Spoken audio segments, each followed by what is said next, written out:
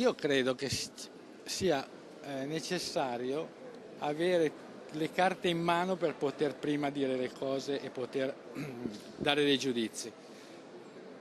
Sono delle leggi e delle norme che in questo momento devono essere rispettate. Il certificato ISEE richiede anche questi documenti. All'indomani delle polemiche sulla questione dei buoni libro per le famiglie straniere interviene il ministro della pubblica istruzione a Venezia per firmare col governatore Zaia l'intesa sull'insegnamento della cultura veneta nelle scuole.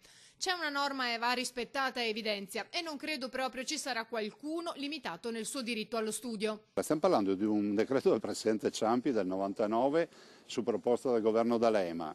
Penso che sia ragionevole questo decreto che dice se dai soldi pubblici a qualcuno si cerchi di verificare fino in fondo che questo qualcuno non sia un ricco. Allora ci sono dei problemi nella verifica, lasciamo i tempi dovuti, ma insomma la seconda comunità in Veneto è quella marocchina, non mi si dica che dal Marocco non si possono avere informazioni. Abbiamo addirittura il consolato marocchino a Verona. Nessuna discriminazione, ribadisce Donazzan. E voglio rispettare la legge, che è sulla legalità che faccio l'integrazione e che se c'è un modello di integrazione che può dare scuola è proprio quella del Veneto, dove noi abbiamo il 20% di ragazzi stranieri all'interno della popolazione studentesca, dove abbiamo un livello di integrazione altissimo, dove facciamo di tutto perché questa integrazione permetta a questi giovani di acquisire il medesimo livello degli altri. Quando si derogano le norme, quando si lascia intendere che ci sono cittadini di serie A e di serie B, come dice la CGIL, il cittadino di serie B è l'italiano.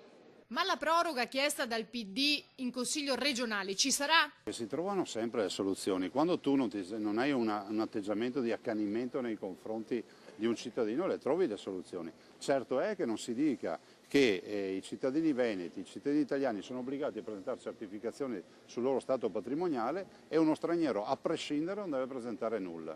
A me sembra logica questa partita, no? Visto che però a loro ci vorrà un po' più tempo per ottenere, nel frattempo rischiano di rimanere fuori, di rimanere senza libri, senza godere di questo bonus.